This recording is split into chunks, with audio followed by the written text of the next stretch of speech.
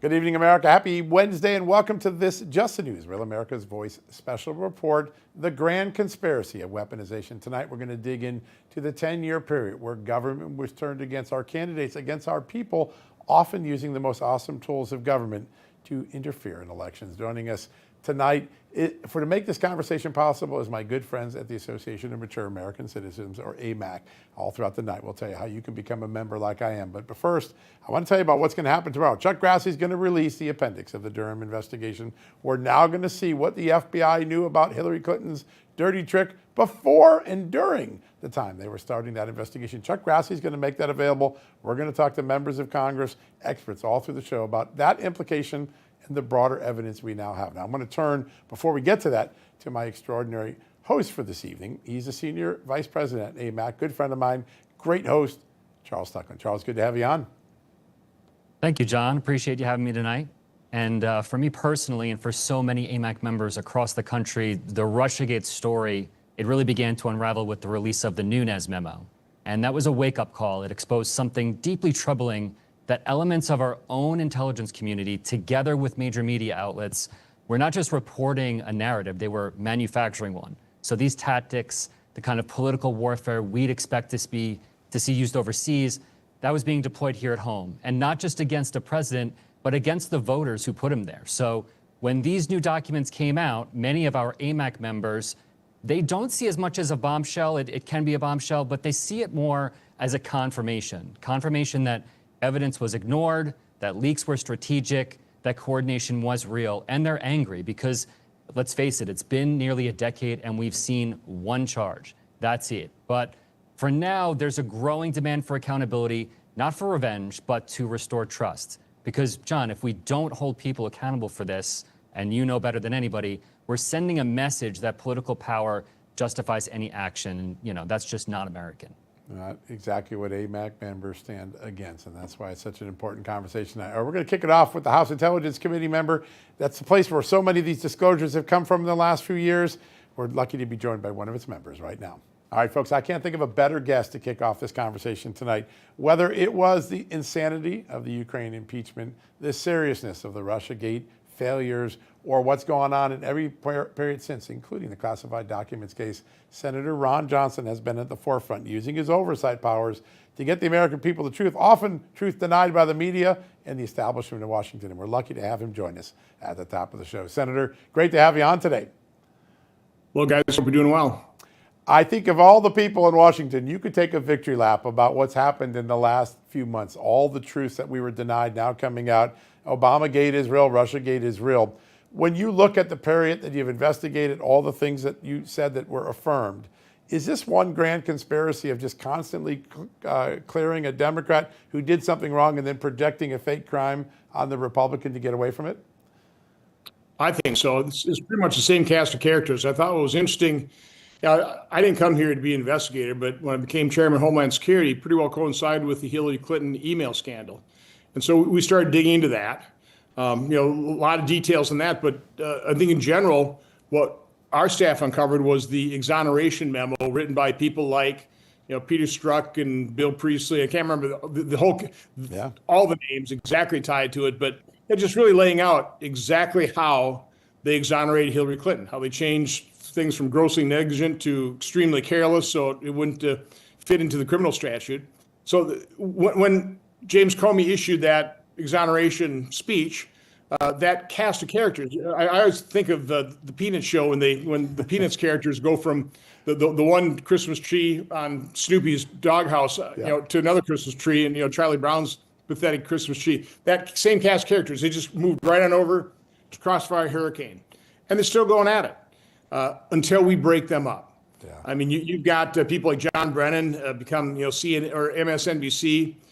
Personalities, they get paid by there to continue to spread the lies, spread the propaganda. So it's never stopped. And the thing I want to point out is way beyond the horrific impact it has had on our body politic, on the election interference. This has ramifications to foreign policy. I mean, do you think Vladimir Putin doesn't take a look at, really the treasonous behavior of the Democrat Party? and notice their weakness and decide to move against Ukraine once Joe Biden becomes president, a completely incapable man.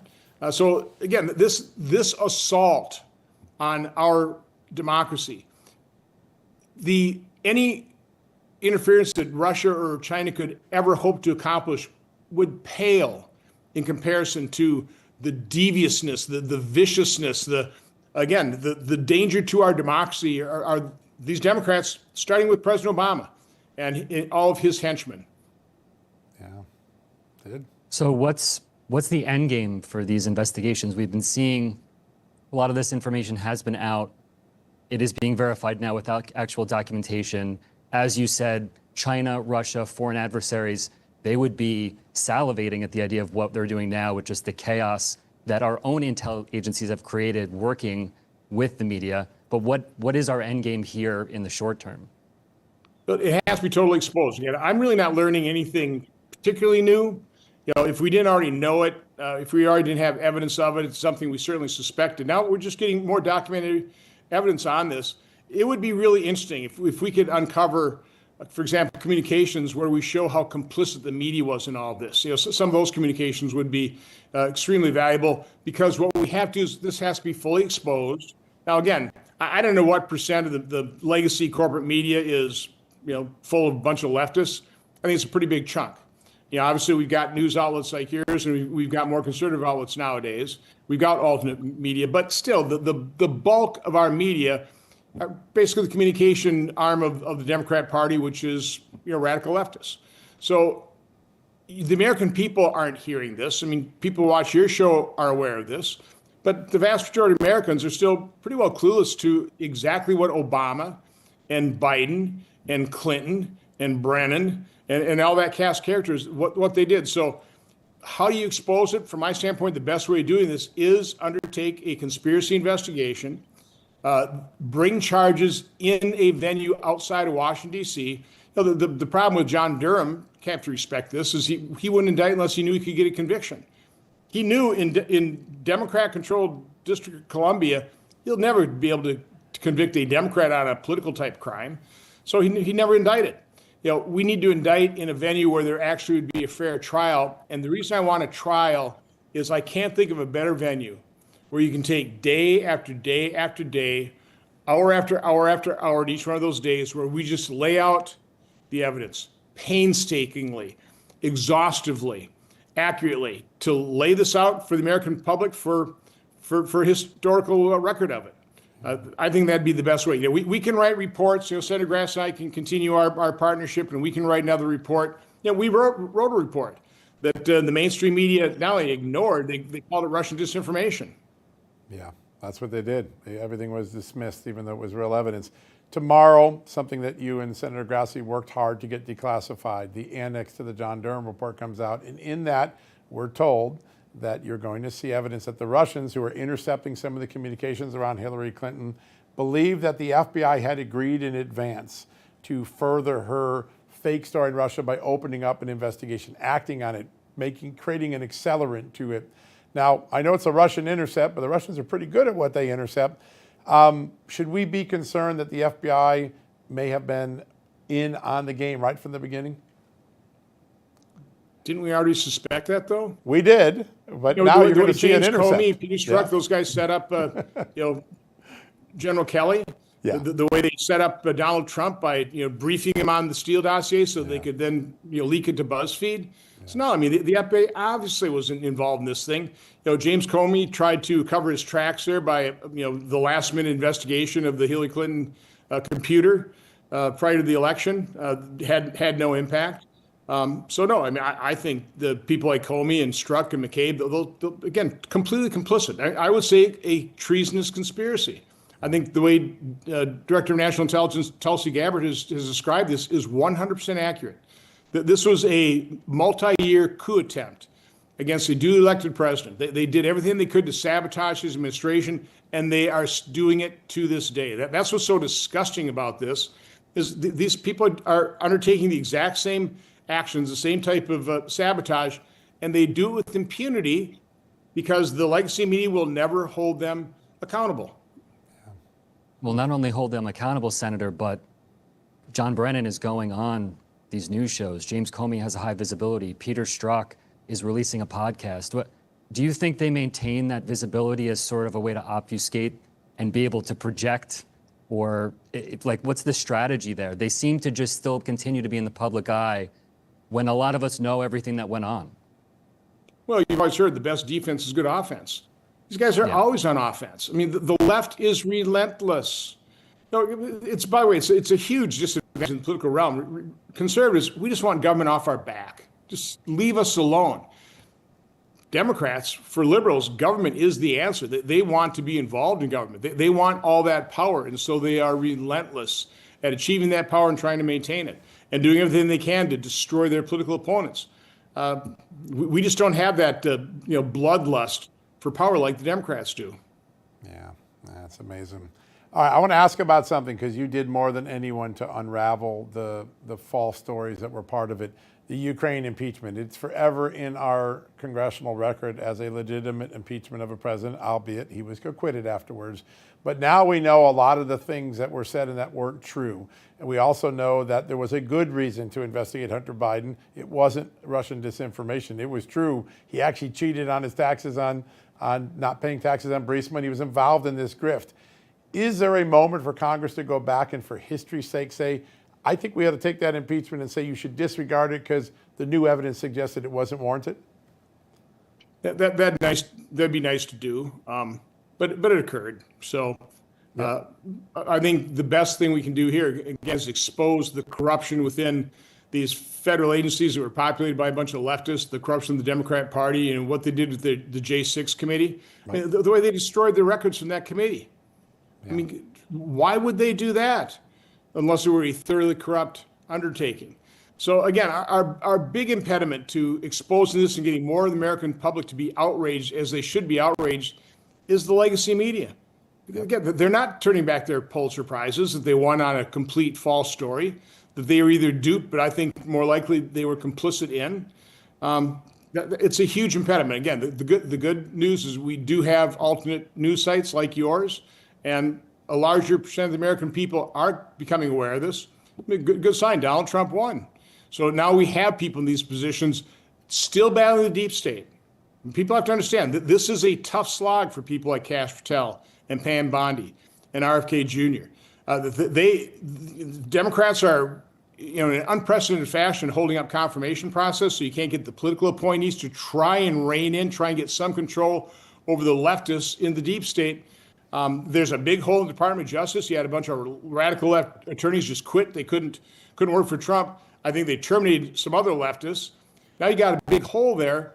It's hard to fill that hole because of the lawfare. We've got an honorable, just a great person, Judge James Trupus in Wisconsin. Josh Kaul, our Attorney General, approved, basically said what Judge Trupus did with the alternate slate electors, perfectly fine in front of the Wisconsin Election Commission. A year or two later, now he's trying to put Judge Trupus in jail for the alternate slate of electors, for being a lawyer to the President of the United States. They're bankrupting him. They're ruining his life. It doesn't take many people like Judge Trupus to be made an example of before people say, yeah, I'd love to serve in the Trump Justice Department, but I've got a family to take care of. I want a career after this administration. I want to pay up my student loans. And so, again, the left, in their viciousness and relentlessness, they continue to sabotage the second Trump administration as well. One of the things that an FBI whistleblower said on the show not that long ago was, whether you were acquitted or not, the process became the punishment. You got bankrupted, you lost your reputation, and we'll never get it back. That's what he said, and I think you've helped expose just how bad that was. Senator, great honor to have you on the show today. Thanks for doing that. Have a great day. And by the way, the process is the punishment. Yeah. That guy's right. Yeah, it is. We got to stop that. Good to have you on, sir.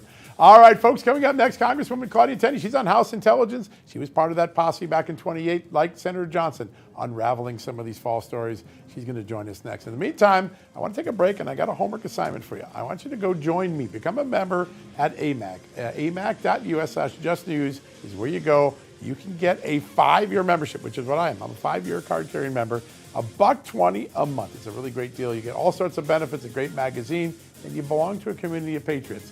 just like the people watching this show tonight. All right, go do that. amac.us/justnews. We'll be back in a second.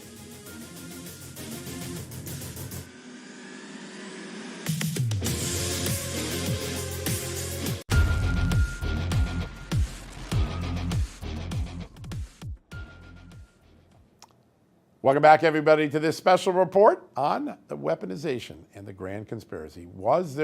We know there was a political grand conspiracy to get Donald Trump and to keep him on the defensive with Russiagate and other things that followed it. The question now is, has it become criminal? Joining us now from the great state of New York, Congresswoman Tenny. Congresswoman, great to have you on the show. Great to be on. All right, you've been on this from the beginning, all the way back years ago when we began unraveling it. We know the politics of it. We know that Hillary Clinton did a dirty political trick to try to put Donald Trump in a bad spot, first before the election, then after the election. Now we know the FBI has opened up this grand conspiracy case. It looks at the last decade of wash, rinse, and repeat. The Democrat has a problem, clear them, investigate the Republican on something fake, and keep going. It did it with Russia, Ukraine, classified documents. Do you think, now that the FBI has opened a criminal investigation, that this could rise to criminal charges? Yeah, I do. And I will tell you, this goes all the way back to 2018 for me. I was a freshman member of Congress, and I teamed up with our now governor of Florida, Ron DeSantis, who is a former JAG attorney. And we were looking at all these different acts committed after the explosive Nunez memo came out. And we prepared a criminal referral on Hillary Clinton, Lisa Page, Peter Strzok, James or Comey, everybody, that were engaged in this, deceit, basically. And now, we had pretty much a synopsis of it, but now we actually have the document that's now been unclassified that shows that there were numerous intelligence agents looking at creation and analyzing this document. And out of 15 intelligence agents, 3 thought there might be some way that maybe Vladimir Putin might have supported President Trump in some indirect way. But then there were 13 of those intelligence agents that said, no way, this is not what was going on. They actually thought in reality that Hillary Clinton was going to win, and they were looking for ways that they could actually find leverage on Hillary Clinton. They found a lot of information they disclosed on her. So then what do? They're hysterical. All of a sudden Donald Trump wins. Nobody expected that. And then Obama calls them all together and says, we got to figure out a way to use this. And really what it was a calculated effort to try to obstruct the president of the United States, to, as Liz Cheney and the J6 and all the Democrats like to project on us, as they would say, an attempt to interrupt the peaceful transfer of power. Remember that phrase over and over and over when they were impeaching and Donald Trump numerous times and going through another impeachment in the form of the J6, show trial and all this other stuff. They kept talking about Donald Trump attempting, to actually interfere with the peaceful transfer of power. That is what they were doing. At the minute Donald Trump was certified in winning that election, they knew it right up to, right through James Comey going and meeting Trump at Trump Tower, to all the events where the intelligence community tried to make this look like it was some kind, through the years of the Russia collusion hoax. How is this not perjury? How is this not a violation, a direct lie, putting in false documents? Article, I think it's 28 U.S.C. Section 1000. There's so many sections of federal criminal law that I think that need to be looked at now that we have a Department of Justice that's going to have an open mind, and we're going to have an FBI that's going to actually look into this, and maybe some people. I'm certain we don't have them all gone, but we've got to have some decent people at the top of the food chain in the CIA that are going to look at this intelligence and say, wow, we have a problem here and we need to investigate this, all for one really important reason: to restore the credibility of our system of government that is mostly revered around the world, except for when things like this happen in a political partisan witch hunt against our former president and now current president. Yeah, amazing. Congressman, do you see a difference now when it comes to the consensus of your colleagues? We talk about the DOJ, FBI, potentially CIA, different leadership, more of an opportunity. What's your take on the current take from your colleagues in Congress and actually moving forward with investigations, prosecutions? Is it different now than it was then? I would say yes, because this is one thing. Everybody was under the fog of war. Nobody really knew the information we have now. And so I think people are much more inclined to say, wow, we actually have, we actually have evidence that this was happening. And then we have, numerous statements and comments and other documents of the people that were perpetrating this and for what reason. And now you're seeing a plethora of articles and things being written on that very issue. And, it does concern me that there are a few commentators and even some on the conservative side saying, oh, this is lawfare. I really do not think this is lawfare. Lawfare is when you are cooking up some kind of fake legal case to bring against somebody in a way that is like malicious prosecution, or abusive process, much like Letitia James engages in every day as the Attorney General of the state of New York. But this is real. This is real stuff that is we actually have evidence of. And I agree with John Ratcliffe.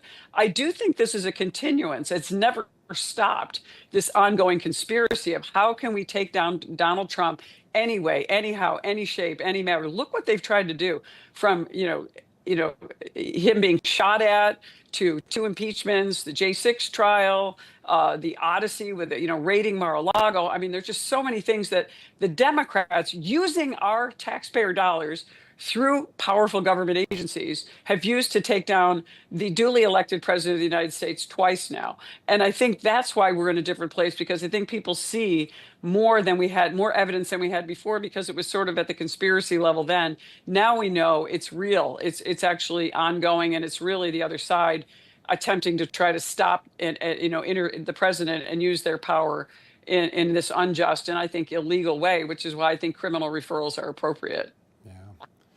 Congresswoman, tomorrow, the Senate Judiciary Chairman, Chuck Grassley, is going to release a document known as the annex to the John Durham report. We got a preview of what this probably says when John Durham testified to Congress in 23, that there's a Russian intelligence intercept where Russia had learned that Hillary Clinton approved the whole plan to hang this fake Russian shingle on Donald Trump's campaign house, and that we're going to learn tomorrow, this is a new part of it, that the Russians had evidence that the FBI had agreed to participate in the plot, meaning they would open up an investigation so that it would give credence or accelerate the allegations in the media and in the political space.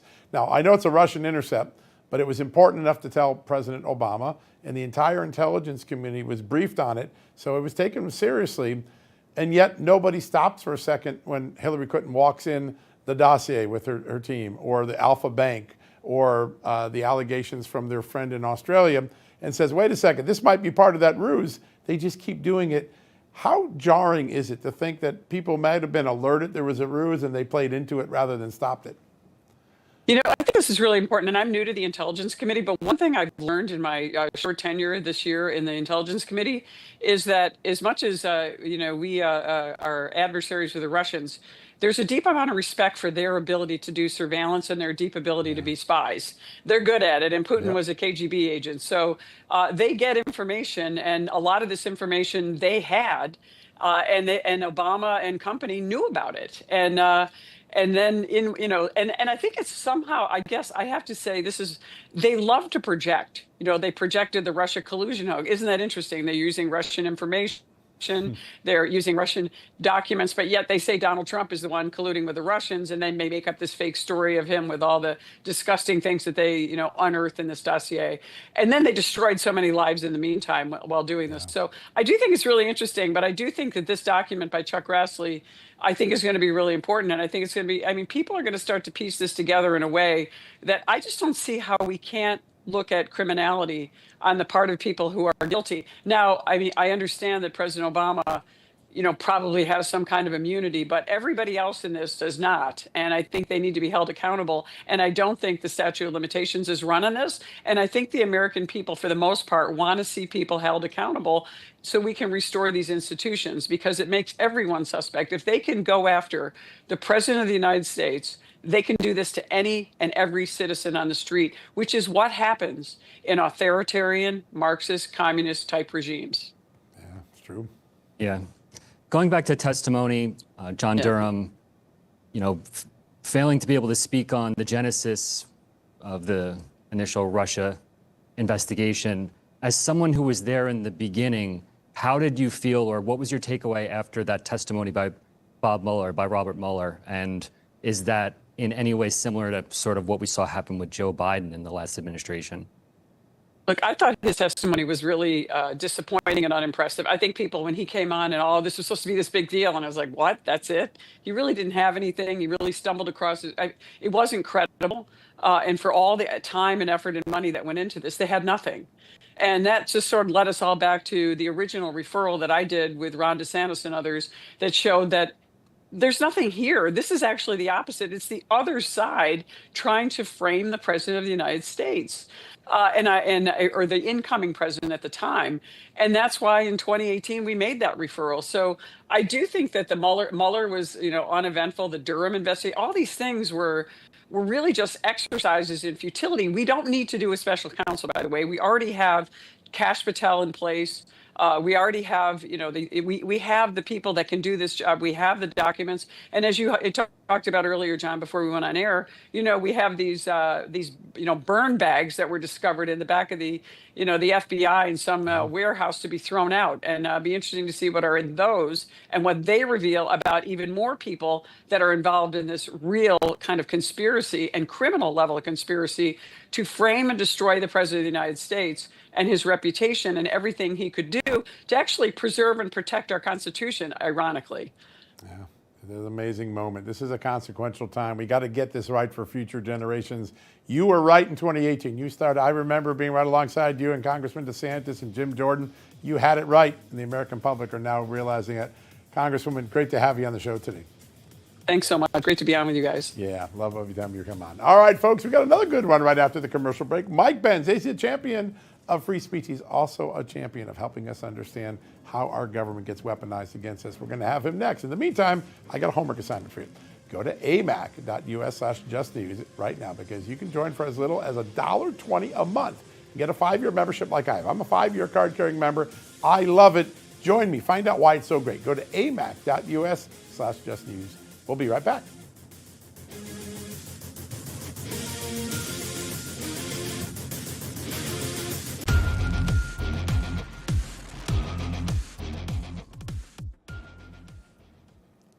Welcome back, America, to this Just the News, Real America's Voice special report, The Grand Conspiracy of Weaponization. We're taking a deep dive into Russiagate and all that followed after it and the implications on American society.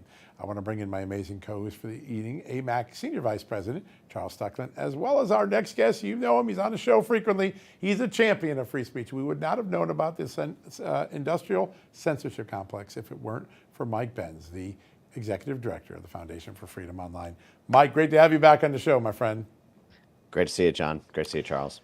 All right, so we're at a moment now where the public's got all the evidence, all the secrets are declassified. Like, I mean, how do you carry this out for 10 years? How does it keep going? And I think you have provided one of the answers, which is when contrarian evidence was starting to come up, those who tried to offer it on social media, in Congress, they got censored. Censorship and media censorship were a big part of the conspiracy, right? It was absolutely vital to the beating heart of the whole conspiracy was the censorship component of it. Folks don't really remember, I think, as clearly today after what we saw with COVID-19 in 2019 and what we saw during the Biden era of censorship coming straight from the government, from seemingly every government agency. But this all started with Russiagate. The internet censorship apparatus inside America did not have a political home, did not have a legal home until the Russiagate crowbar gave it one under this false pretense of some hostile foreign nation state hacking our election or interfering on social media on behalf of Donald Trump. And it was through the national security state before it came to the NGO complex and it came to the advertisers and it became something staffed up by hundreds of people at all the different social media companies. Censorship came to the United States through the national security agencies by way of Russiagate. And this was done through the FBI, through DHS, through CIA, through DOD. There was no predicate before that. We had a culture for 250 years of free speech in the United States. We had an ironclad First Amendment, and there was no way that domestic politics could have broken that. But when you invoke a national security predicate, it allows you to do things that you can't do with ordinary politics. It creates an emergency situation. And when the idea that social media had been taken over by the Russians and our elections and hearts and minds were taken over by the Russians, that allowed DHS and FBI and CIA and DOD and the whole apparatus to not just themselves pressure social media, but to weaponize all of their assets in the NGO and civil society spaces. All the NGOs we have around the world, in Central and Eastern Europe, in Africa, in Latin America, the same assets we built during the Cold War could all be weaponized against the homeland under the presupposition that Donald Trump was backed by the Russians. So therefore, every Trump supporter is actually not really a Trump supporter. They're a Russian pawn. And this could justify mass censorship of tens of millions of Trump supporters by proxy. And so the collateral damage of Russiagate is eternal in the chapter of chapters of history. We are still confronting the censorship industrial complex, which could not have taken root without Russiagate. So as far as I'm concerned, 10 years is the blink of an eye compared to the damage that this has unleashed across the world. Great point. Mike, can you compare the size and scope of the alleged Russian social media influencing Concord management situation? How big was allegedly the Russian social media interference in comparison to what our own intel agencies did on these platforms? Let me make this completely clear. This is how much of it was ever substantiated. Nothing, none of it. If you read the January 6, 2017 CIA report on Russian interference, all they allege is that Russian social media accounts like Russia Today and Sputnik had gotten far more engagement during the 2016 election cycle, and that they hypothesized that the Russians favored Trump. And so therefore, Sputnik and RT were having an influence. It was only after that that they came up with Russian bots and trolls. And here's how much they claimed to find: about $150,000 worth of Facebook ads, half of which supported Hillary Clinton. None of that was corroborated. We don't know if those were just random Americans using a Russian VPN so that their IP address looked like it came from Russia. That was a very popular thing to do, to use VPNs to pipe in from Central and Eastern Europe or Belarus or Russia to mask your IP address. The groups that did the digital forensics to make these allegations were groups like New Knowledge, staffed by Renee DiResta and a bunch of Obama State Department employees who themselves got busted in what was described by the New York Times as an elaborate false flag operation to give the impression that Roy Moore, if you remember the 2017 Senate runoff election, that same group, New Knowledge, which drafted the Senate Intelligence Committee report on Russian interference on social media, was busted themselves creating fake Russian bots and mass subscribing them to Republican candidates for office to create a false flag in their own words. They ended up getting tossed off of Facebook for this and written up by the New York Times and the Washington Post.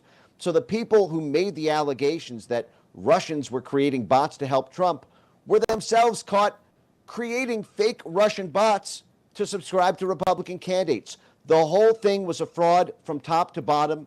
And frankly, the ball is now in Pam Bondi's desk. I don't think that history can continue in America with trust in our intelligence agencies unless there is somebody that people look back on and say, I don't want to be that guy because he got indicted. Mike, I want to just ask one quick question. We've got a minute left.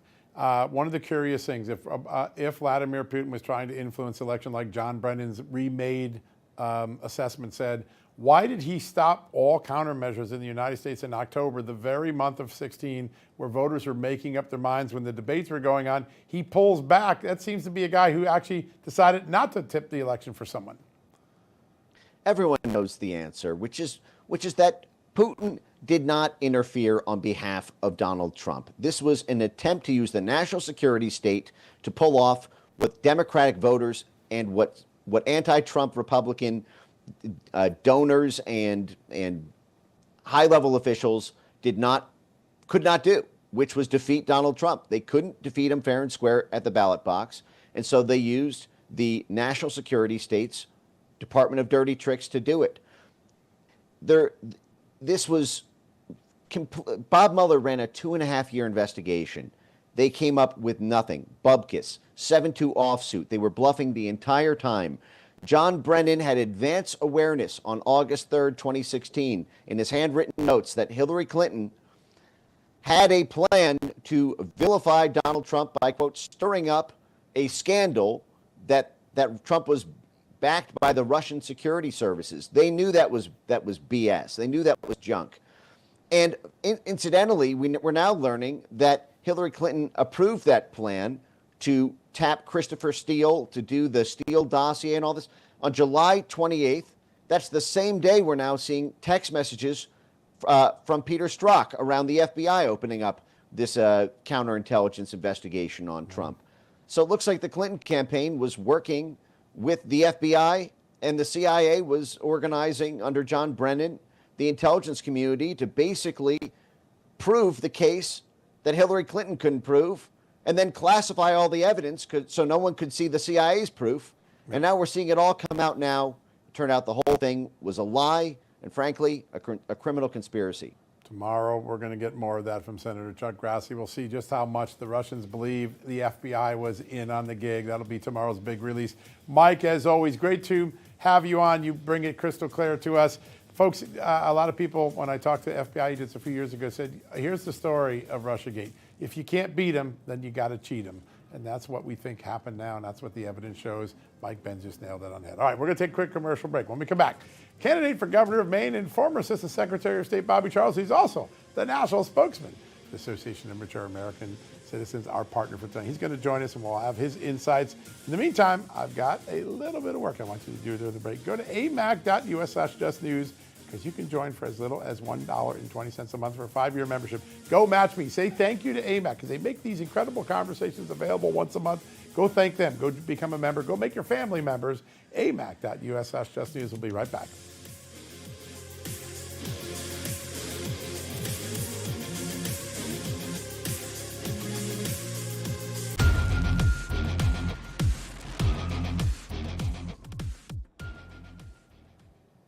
Welcome back, America, to this Just the News, Real America's Voice special report. The grand conspiracy of weaponization brought to you by our good friends at the Association of Mature American Citizens, otherwise better known as AMAC. Tonight, I'm joined as a special co-host, AMAC Senior Vice President Charles Stecklin. And now we're going to bring in one of my great friends. He's a national spokesman for AMAC, former Assistant Secretary of State, current candidate for governor of Maine. And there's about 6 or 7 other great titles I left out of there. Our good friend, Bobby Charles. Bobby, good to have you back on. John, always a real pleasure to be with you. I've been looking forward to this conversation because so much has come out in the last 10 days. Charles has hit on it all through these interviews with members of Congress today. The conspiracy to get Trump, which starts in 16, ends in 24, it's just a nonstop machinery, and the government is playing a major role in it. Used to be the former chief investigator for Congress. How bad is this in the history of scandals? I'll be honest, John. I as I read these documents that are coming out, a couple of quick observations. First, this transcends public corruption. This was an attempted takedown of the United States government. And so while we've got public corruption up here in Maine and it's bad, this was an attempt to literally sideline an election. And the more documents come out, the more obvious it becomes. When I started to look at this, I thought, geez, this really corroborates a lot of what we earlier thought about how unfair and how dishonest a lot of this reporting was, a lot of this. But now you get deep into it, you see the FBI actually was coordinating. I personally think John Brennan coordinated with the Five Eyes, our intelligence partners, to go outside the law, get them to do surveillance, and then report it back so that he didn't have to talk about where it was coming from. He could keep a cap on it. I personally, if you go back in history, I would say that the grandest conspiracy of all was pre-Civil War, where Abraham Lincoln tried very hard to keep the Union together before war broke out, and that was obviously treason. If you wind the clock quickly ahead, you have things like Teapot Dome under Harding. You have the fellow travelers in the 30s and 40s. You have communism in the Hollywood in the 50s. You have Watergate, and ultimately things like Waco when I was doing investigations in the 90s. Nothing, not one of those investigations comes up to this. This, if it proves to be true, will send a number of people to prison. We already already have criminal referrals on John Brennan, former head of the CIA, who incidentally one time attested to being a communist. We have James Comey under investigation. He was a former head of the FBI. This by itself would be unprecedented to see them go to prison. But I think we now have indications that this was a genuine conspiracy. A conspiracy is an inchoate crime, a real and fundamentally prosecutable crime. And when you talk about trying to take down a country and you see a former president, a former secretary of state, a candidate involved in this, John, I really, there is no historical precedent for this. Pre-Civil War is just about as close as you can get. Bobby, speaking on Five Eyes, as you said, there is a potential conspiracy there. You have Stephen Halper, Australian diplomat, working with George Papadopoulos, and it seems almost like entrapment. There's a lot going on there. I'm not sure if we've got there yet on the discovery phase of the actual documents, but overall, how do allegations of our intelligence misconduct affect America's standing on the global stage? So let me unpack that a little bit. The first thing you're pointing out, Charlie, is that what's happened is you are seeing a change of the default presumption. The presumption now should be that if a foreign government was involved, it was involved illegally. And I'm going to include the British government in that. I don't know anything. I have no inside knowledge, but I'm going to tell you they would be the likeliest ones we would have gone to, or Brennan would have gone to.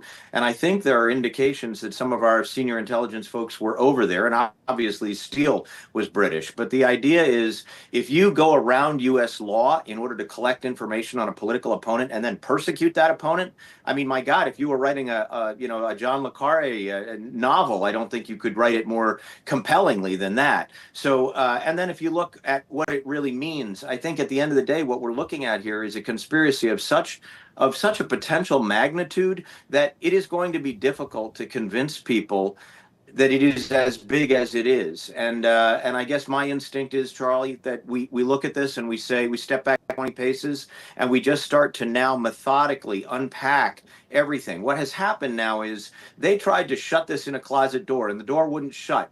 And now you have Trump as president, and you have Bondi, and you have all of our intelligence community leadership has swapped over to being high integrity leadership. At this point, I think we should be asking, please divulge anything you have. Bring the cases if you need to before a grand jury. I predict a grand jury. I predict indictments. But also, as much as you can share with the American people, share it with them. They have a public right to know that their republic was almost toppled. You know, there's a time, I can't think of the right metaphor, but there are times when you get across, let's say, thin ice on a pond, and you look back and you really don't want to know how thin that ice was because we were damn close to going through. Well, I feel like that's America right now, and I do want to know how close we were. Bobby, a lot of our AMAC members are frustrated. It's been 10 years since, 2015, 2016, the genesis of Crossfire Hurricane, and the release of the information that we've first basically discovered what was going on. Is that 10-year time frame based on the scope of what happened? Do you feel like that's a long time, or is that the amount of time required when it comes to concealing things with confidential information, covers, everything that went on here? Is that 10-year time frame sort of, actually, it might take that long to unravel? Well, I don't think it's going to take us 10 years to prosecute, but to your core question, 10 years is not atypical for a conspiracy. Somebody might spend 10 years trying to, steal a diamond from the Louvre or to take down some, bank. Conspiracies can take any amount of time. They're first conceived. It's an idea. Now you get the group meeting together. So that's the mens rea. They are actually mentally focusing on the idea they're going to do this. That probably happened during the election. And then they begin to execute acts that fundamentally execute the conspiracy. And I would tell you that anybody in the room at the time is a co-conspirator. Are they an indictable co-conspirator? That's what we don't know yet. There may be unindicted co-conspirators, but it's not complicity. Complicity is just, I happen to know that this was happening. I had no moral obligation to say anything or be involved. I don't think anybody that was in the room in a couple of these core meetings that we have documents on right now escapes that. I think that they are co-conspirators. And the question is there sufficient evidence, whether it's Obama or Hillary Clinton or somebody else at the tippy top, Clapper, that should they be prosecuted? And the last thing I'll note is that when you find, and I was a U.S. Court of Appeals clerk on the Ninth Circuit, worked with a Reagan appointee there. When you find, and I'm a litigator, when you find information that reawakens all the facts, that goes back in time, you can restart the tolling clock. So 10 years is not a particularly long time, particularly if what you learn is that there was a seed, if you will, a beginning of the conspiracy, and then it widened out and widened out, and when Trump actually won, it widened further, and it became lawfare. And so, I mean, what we're really talking about is the explosion of a kind of a political criminal nuclear cloud that was intended to take out a president and to rob all of us of our vote. I mean, if you want to talk about voter ID failures, voter stealing votes, there's no more powerful way to steal a vote than the entire thing's done and someone has won, and you're going to upend the entire thing with criminal investigation. And don't think for a minute that the process was not also the punishment. I mean, for all intents and purposes, we were in pretty tough water, and thank God for Trump, who stuck it out. Yeah, well, the process has been the punishment. We've heard that a lot in this last couple of hours. All right, Bobby, stick with us. We're going to have a few more questions. We're going to take a quick commercial break. During the break, folks, go do me a favor. Say thank you to AMAC. Go become a member. Make your family members. Make your friends members. amac.us/JustNews, because you can join for as little as $1.20 a month for a 5-year membership. That's a steal. That's amac.us/JustNews. Go do it now. We'll be right back.